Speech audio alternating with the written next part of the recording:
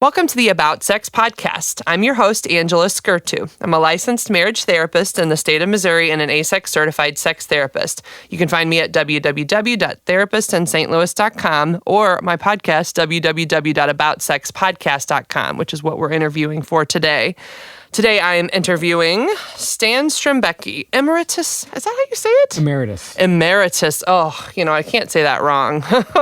Emeritus Professor of Art, Washington University. For your own bio, you said, I've been participating artist for the past 42 years and have throughout my career had an interest in the representation of the human form. I have worked in museums and collections both here in the USA, and my work can be found on all 7 continents. I have also taught full-time on the university level for 42 years. Thank you for joining me today, Stan. Great to be here.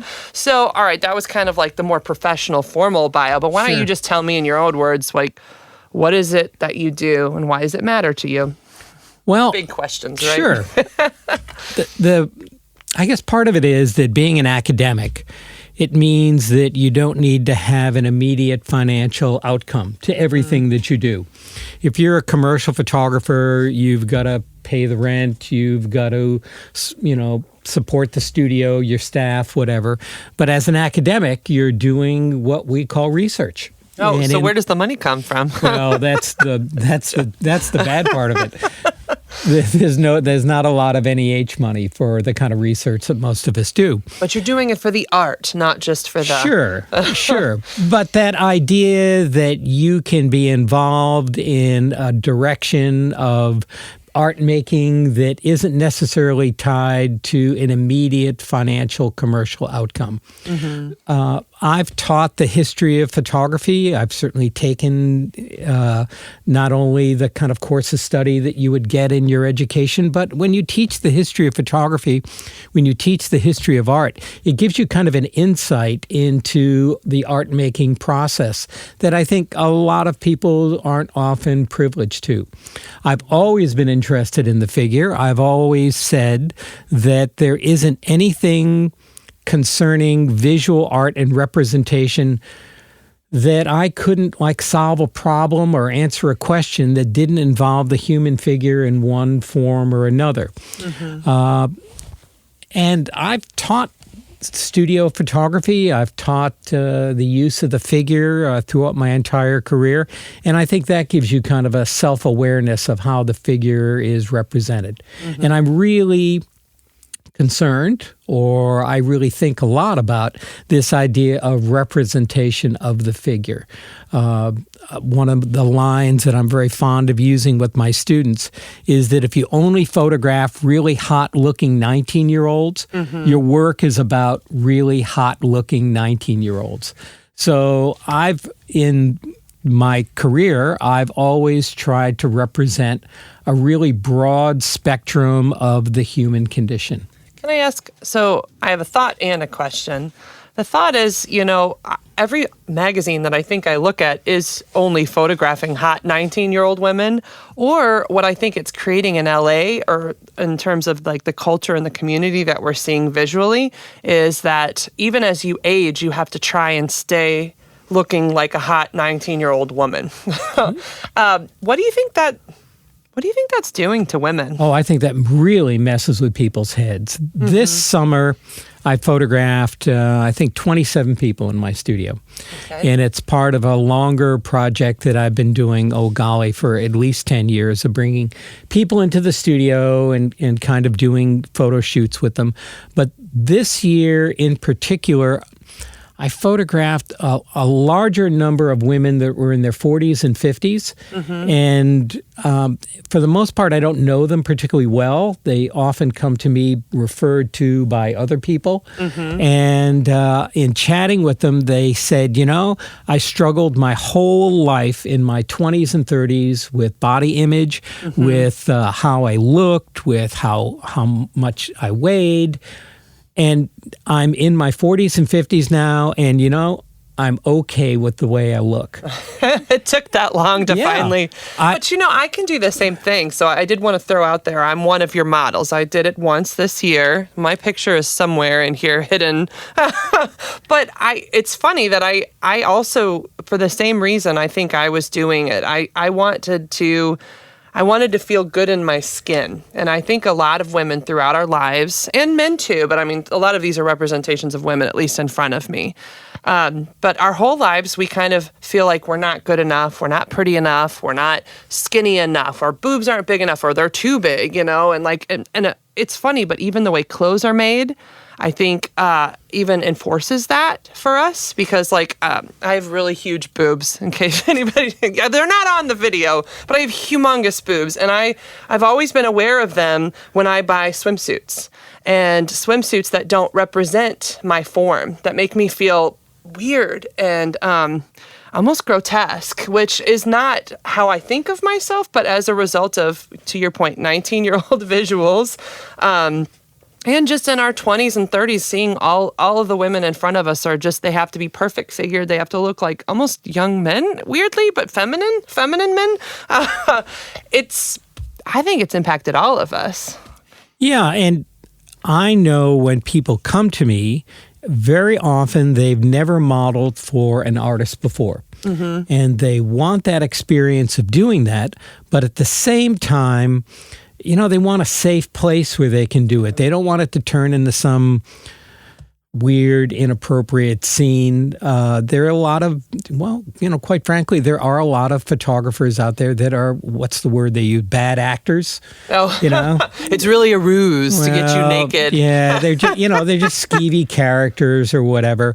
I try really hard to kind of present a very professional kind of situation that I photograph people in, but I also try to make it really positive. Mm-hmm. And I photograph people of all different body types. What are some of the things you do to make it a positive experience? Well, I think first of all, it's communication. It's how you talk to people. It's how you position them. I try to be positive in terms of giving them feedback about the pictures I make, and at the same time, not making people feel uncomfortable. As an example, I would never say, wow, you're hot looking, or you have awesome boobs, or, something like that. I appreciated that. Well, no, I mean, I wouldn't say anything that I felt might further kind of reinforce them being objectified. Mm-hmm. And I also let people kind of choose a little bit this notion of how you present yourself to the camera. Mm-hmm. Like there's 3 ways or 4 ways that you can do someone's portrait. I think one way is that, you have an image of yourself as the therapist. You have an image of yourself as... We're going to deconstruct all of this. It's going to be awkward. Go on. You have an image of yourself perhaps as a mom. You have an image of yourself as a daughter or whatever, right? And we project that image out. Well, as a photographer, I can say, well, that's bullshit. I know who you really are, and I'm going to cut away all that pretense, and I'm going to reveal that special thing about you that no one else can see but me. So essentially, you're going to break me like a horse. Yeah. I don't do that.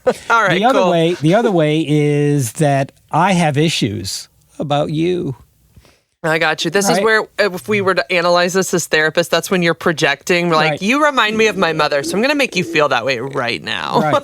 And the pictures are more about me than they are about you.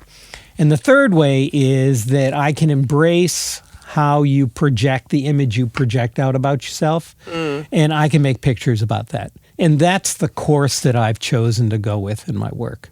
I will say the experience was interesting, thinking about all those images that I portray of myself. One is a lot of humor and sarcasm, and I know that it's a mask. You all know it's a little bit of a mask. It's a way you kind of protect yourself, right? So when you were taking my picture, I was smiling a lot, and I know that some of it was coming from awkwardness, and I think you could tell. And so what's funny is at the end of many of the pictures, you were like, why don't you work with a little serious face? I kind of want to see a little more of just I don't know, it was like you wanted more of my thoughtful, pensive self, and actually some of those are actually some of my favorite pictures because they felt like they captured just this other side of me, not the one that's like, I'm naked. Right. Right. And, and absolutely, it is an odd dynamic. It really is. You are on the backdrop in the studio. You're naked. I'm clothed, just to be clear. There's a power dynamic in that. I'm always clothed, And worse than that, I have a machine in between the two of us. But that's where me going and showing you, I'll take some pictures when I think I've got something that I think reveals something nice.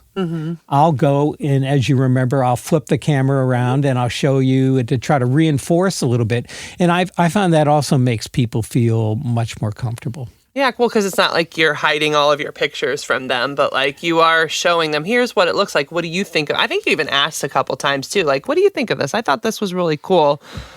Yeah, it's not, there is an element of collaboration in doing that, and I kind of embrace that too. I mean, it's an interesting mix of people that I work with because there's one person, as an example of the people I photographed this summer, there's one person who I photographed every year since 1984. Okay. So we have a very long history together. There were 3 or 4 people that I consider some of my closest and dearest friends. And then there were what I jokingly call some of my regulars, people that I photograph for more than 3 or 4 years and who come back in the studio.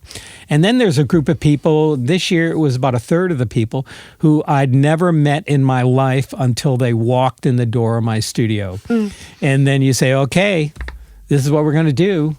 What do you think brings somebody to your studio? Like what? Because I'm sure you've heard a lot of stories. So what are, for the person who's there forever, like your lifer, versus the person who's only coming in once and may never come again, what do you think is drawing them into doing this?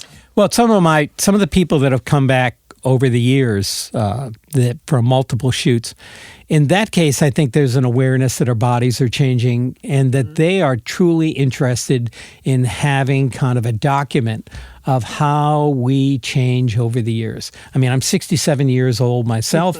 I'm aware of how my body's changed. We were talking earlier. I do self-portraits of myself. I was curious if you ever put yourself in the spotlight. Oh, yeah. How does it feel being in the spotlight? It's not so bad when you're doing it yourself. I had an alumni who contacted me a couple years ago. She'd been an alumni, oh golly, for more than 10 years. She'd been out of school for a while. And she was doing a lot of environmental nudes. And she said, I'm coming to St. Louis. I'd love to see you get caught up. I said, oh, yeah, that's great. She said, and I want to photograph you. And I said, well, all right. And for me, it was super hard because mostly I was so self-aware. As a photographer, I was worried about where my elbow was my head turned the right way, did my broken nose look funny, did I look too portly, all those kinds of things that we all kind of think about. And I feel that doing that makes me a better photographer with other people because it puts me in a mindset that I have to be aware of potentially how self-conscious and uncomfortable you might be in that situation, even though you want to do it. Well, you have to walk the walk. I was thinking about it, and I was thinking actually about sex briefly when you were talking about that self-awareness and the awkwardness, or just that, like, is it supposed to be here or here? And actually, for sex, a lot of what draws people out of it is self-awareness. Is exactly that. Is my breast look the right? Does it look right? Is my arm where it's supposed to be? Am I thrusting the correct way? Yeah. It's that self-awareness that really takes people out of that moment. But even in this photography experience, my assumption is when people can kind of get lost in the moment and allow themselves to be vulnerable, that's when they really make the magic happen, or when you make the magic happen. Yeah, and again, the range of body types that I photograph, I mean, it's pretty remarkable. And I try to celebrate that. I think I can make, it sounds really pretentious. I think I can make anybody look good. because I've got a lot of experience working with all different kinds of people. And it isn't represented as much in this group, but I've also been doing a lot of couples, and I've done some thruples, and I've done some gay couples and some lesbian couples. And, they present a different kind of dynamic because then suddenly you're dealing with a pair as opposed to one person that's kind of interacting with you. Well, so what are some of the differences? So like some of the pictures in front of us, there's 2 people here. There's actually looks like 6 women in this picture over here. What do you see are some of the differences when you have more than one person that you're photographing? Oh, it's all about the interaction between them. And when it's just one person, it's pretty much between me and them. Yeah. I don't do a lot of... If you look at the bulk of the imagery that I have here, there are very few where there isn't eye contact with me. Yeah, because they're making eye contact with the camera, it looks like. I'm trying to pick one. This one looks very covered up so that nobody will, I don't think I'll get banned. But like this is a picture of one of them where he's got her kind of covered in like a shield. Yeah, hopefully Facebook doesn't freak me out on this. Like, oh, she ruined our lives. Well, I'm very lucky that I have a 5,000 square foot studio, and it allows me to have 6 different shooting bays in it. It's not unlike being in a sound studio where you have 4 or 5 different studio setups where you can use different kinds of lighting and different kinds of backdrops and set a different mood in each one. And I'm very fortunate that I've accumulated enough equipment over the years where they're all set up a little differently. And I can have one little experimental set that I can play with. And this year, I was working a lot with very sheer fabrics and dealing with that idea of veiling and dealing with that idea of the things you can see and the things you can't, and kind of creating almost like a little more of a dream kind of thing going on. Well, and I see that you've got that with some of your group photos, too. I'm not necessarily going to show these, but... there's the dream sense, but then there's also that one would be a good one because I want to put a few out there, but ones that are a little bit covered so Facebook doesn't freak out. But with these group photos, it looks like you're having them interact in different ways. Some of them aren't even looking at each other. Some of them are. But what's kind of the reasoning behind some of the positions for you or how you put people together? Well, when you teach art history, when you teach the history of photography, you have a kind of an awareness of that. I've taught in Italy 13 times. I've been very lucky to have taught in Florence, and you're always going into the museums and you're looking at a lot of Renaissance work and you're looking at a lot of Baroque work. You're looking at a lot of work from the history of art and painting in terms of the representation of the human figure and the fact that painting at that time was very much about storytelling. Most of it was about biblical storytelling, if you will, but it nonetheless, within those kind of basic premises of, we'll say the Annunciation or something like that there's a biblical story being told, but it's kind of set in the Renaissance period, and it's kind of saying something about the man who went and came up with all the money to hire the artist to do the painting for the church. Well, that kind of tableau, if you will, I think is something that I'm very interested in too. I gotcha. I actually traveled to Italy and they had these fun inside stories. One of them was that Michelangelo, he's the one who painted the Sistine Chapel. He didn't want to do it. He was actually pretty pissed. So as a fight or like a spite back to the Pope that forced him to work, he made a bunch of naked people. Like he made everyone naked. And then after Michelangelo stopped, they hired an underwear painter to cover up all of the genitals or as many of the genitals as possible because he knew there was a very serious spite going on between the two. It's all about how people understand nudity in that generation. And it's true for us now too. I mean, if you think about the representation of, we'll say again, the representation of the female figure in the 30s, in the 40s, in the 50s, in the 60s, the 70s, and up till today. What was considered an ideal female form, or what was considered the goal, if you will. That's kind of changed over the years, and of course, what's acceptable in terms of what you can see.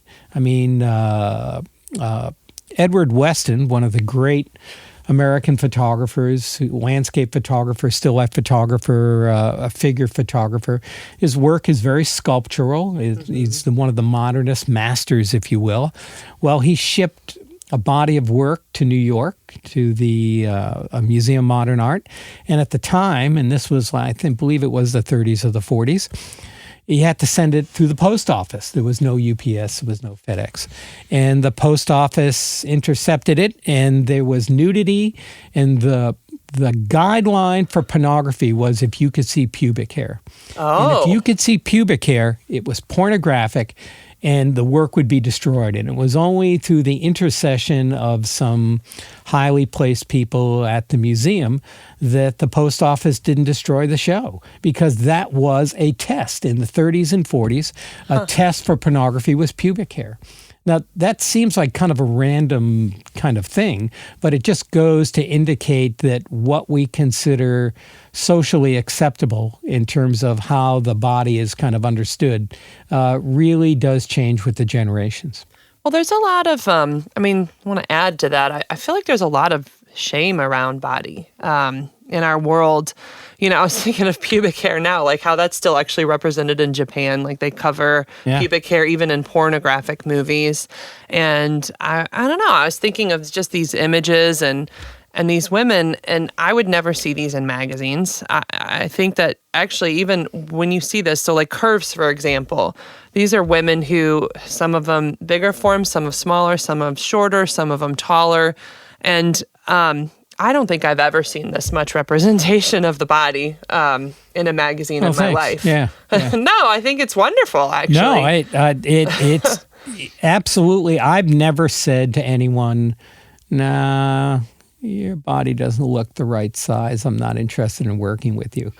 There are some people who are great to work with, but for me, one of the things that makes somebody an interesting person to work with is kind of how do they interact with me? Are they kind of like in the moment? Like I will rarely use commercial professional models. And one of the reasons is that too often they get into their own head. If you model for a drawing class, you're in one position for a long time, it's crazy boring. I've done it as an undergraduate, so I know just how boring it is. So what you wind up doing is watching the movie in your head, right? And you kind of zone out. Well, with this stuff, these people are not professional models, and they are in the moment with you. And to me, that's a big deal. So I've had people that, again, are very non-traditional body types. And, they're great to work with because they're in the moment, they move well, they know how to, I guess, kind of present themselves to the camera. And they bring something to it. And I think it changes over the years. Again, I have a very dear friend who I've been doing nudes of, I guess, about 7 or 8 years now. And she's just turned 51. And her body's really changing on her. And in particular, her breasts are getting really large. And she really wanted to be in my photo. She doesn't model for anyone else. She wants to be in the photograph. She wants to be part of it. She doesn't move particularly well, and she doesn't, she's not especially expressive. We were halfway through the shoot this summer, and she turned to me and she said, "Am I getting any better at this?" So she really wanted to become better at it, but she knows she struggles with that. Something you said earlier is that you're getting more women in their 40s and 50s that are finally okay with their bodies. Yes. Yeah. Why do you think it's happening then? Or what do you think's going on with that? I'm not exactly sure. I'll also tell you that I've also learned not to dig too deep. No, just let them be who they are. No, I think this is very true, that some people find this very therapeutic. Some people find this very empowering. I've had people that have actually cried at the end of the shoot only because they felt just that this was such a wonderful experience for them. And I know that I'm not, unlike you, I am not a trained therapist, that my wife, who is a therapist, a licensed therapist, has at time cautioned me about practicing without a license. And I know better. I see. I know better than She's like, don't do therapy, Stan. You're just going to hurt them. Oh yeah. Well, I think you can start digging into people, and I learned this as a professor too, with students. If you have a student who is, there's a lot of things you can help students with, but at some point, people that are really kind of torn up, they need professional help to get to a better place. And for me to have the kind of the height of avarice to think that, oh yeah, I can do that. Sure. I have tenure. Stan, when you photographed me, you told me a story of the oldest person that you ever took photographs of. Yeah. Will you tell them the story? Because it's hilarious. I was doing a project where I was using a lot of collage material that referred to medical technology. And I wanted to make these collaged images that had illustrations that dealt with what state-of-the-art medical tech. And I wanted to photograph somebody as old a person as I could find. And they're hard to find. It's hard to find, people that are in their 60s or 70s who want to get naked for you. It really is. And I'd heard about this woman who had modeled in her 60s for the art school for drawing classes. And I tracked her down. She was 82 years old at the time. And her name was Ruth. And I called her up, and we're kind of chatting a little bit, and I'm explaining the project to her. I tell her it's a studio shoot. It's indoor. It's heated. And she said, well, okay. She said, they won't be nasty, will they, honey? And I said, no, Ruth. They won't be nasty. So I wonder what her position would be like. What makes it nasty versus not? But all right. I'm not so sure. And she came in and she got undressed. And again, she'd modeled in her 60s, so it wasn't like she was totally nothing new. And she looked like an 80-year-old naked grandma. And I thought she looked pretty good considering. And we had I thought a very productive shoot. It went really well. So you don't really know what's in people's minds when they come into the shoot. Yeah, I always thought that was such a cute story. And that, didn't you say there was something that happened after she passed? Well, the sad thing that happened was Ruth, being a very caring person, lived on the south side, looked out her back window and saw that it was an ice storm that day, and she saw that her neighbor left her garage door open. So she said, and I'll close their garage door. So she puts on her house coat and goes out and slips on the ice, cracks her head. She's dead 24 hours later. The odd thing, though, was that a week later, I got a phone call from her family, and they said, we understand that Grandma Ruth modeled for you recently, and we were hoping to get some pictures to use at the wake. And I said, you guys know what kind of pictures Grandma Ruth Did they know that she had done nudes? I don't think they did. They're like, oh, Grandma, how cute. She got pictures. Little did they know. Little did they know. Yeah. So were you still able to give the pictures? I made some very tight crops. Okay. Gave them a couple of pictures. I appreciate that. It's all about the cropping sometimes. How did the family respond to the fact that they were nudes, or did they say anything? Well, I finally had to tell somebody, and they were a little shocked, but I think they knew Grandma Ruth pretty well. Oh, okay. I mean, if her first question was, were they nasty? I mean, they probably knew a few things about Grandma Ruth. I don't know. Well, so, where does your work end up? My goal for my work, and I think artists have a lot of choices where they send their work. You can go the traditional gallery route, where you kind of exhibit in either commercial galleries like Bruno David, or galleries like that here in St. Louis. You can show at kind of academic or not-for-profit galleries. We have plenty of those here in St. Louis as well. Or you can go the route of collections and museums. And in my career, I made that decision to go with collections and museums. So traditionally, the way I've done it is I have relationships with various curators, and I bring the work to them, show them the work, and they very often will buy it. They'll put it in their collection. Sometimes it gets shown. I do show my work in kind of for-profit and not-for-profit spaces, but my goal is to get my work into collections, because for me, you can have the biggest show in town. It's up for a month. People see it. Maybe they buy a few prints. It's very nice. But when the show's over, it's down and it's all back in your studio again. I'm much more interested in having work that's going to be in a museum where people will be able to look at it for many years. So I have work. I have figurative work in the St. Louis Art Museum, and I also have it at the Kemper Museum of Art on WashU's campus. Oh, I see. And I think I also have work, oddly enough, at the Museum of Contemporary Religious Art at SLU. Oh.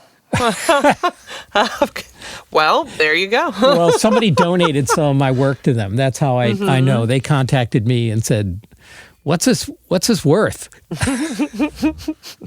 worth $1 million. That's what that's worth. Oh, no, it's priceless. Yeah. All right. Well, what would be, because we're towards the end of the podcast now, so I guess I'm curious, what would be maybe your final message that you'd want the listeners to know about either you or what you do or why you're doing it? Well, big broad, right? Sure. For me, it's all about, maybe the word celebrating is too much, but that it's okay to go and kind of appreciate the human body in its range, and in particular, this ageism that I think we're in our culture in America, in particular, that you can be really beautiful at any age. That there is a beauty in the human form and condition at any time in one's life, and I just want to make pictures about that. That's what I'm interested in. And that comes in all different shapes and sizes and ages. So my goal right now is that, I've been trying to find older and older subjects, because I'm kind of interested in that. As I get older, I'm interested in how people look when they get older. So that's part of it too. But I think next year I'm going to be doing more couples. I'm going to be doing more non-gender identifying couples. And we're going to see where that goes. Because the great thing about being an emeritus professor is that you're not like under the clock. That if a project takes 2 years or 3 years or 4 years, that's what it takes. Okay. Well, Stan, thank you so much for joining me. Sure. And my great pleasure. I'll just restate, this has been Stan Strembicki. I'm not going to say it. What's emeritus? Is that what you said? Emeritus Professor of Art, Washington University. You've been listening to www.aboutsexpodcast.com. If you want to visit me, go to www.therapistinstlouis.com, or you can actually email me at angelaskurtu@gmail.com. I have one plug that I'm putting in for Squish, actually, SQSH. This is the St. Louis Queer Support Helpline, and it's a volunteer-run peer support helpline that provides free, confidential, and identity-affirming emotional support and resource referrals for and by the St. Louis LGBTQIA+ community. You can call the helpline anytime between Fridays to Sundays, and their number is 314-380-7774 to chat with a highly trained queer support volunteer. I'm your host, Angela Skurtu. Stay kinky, St. Louis.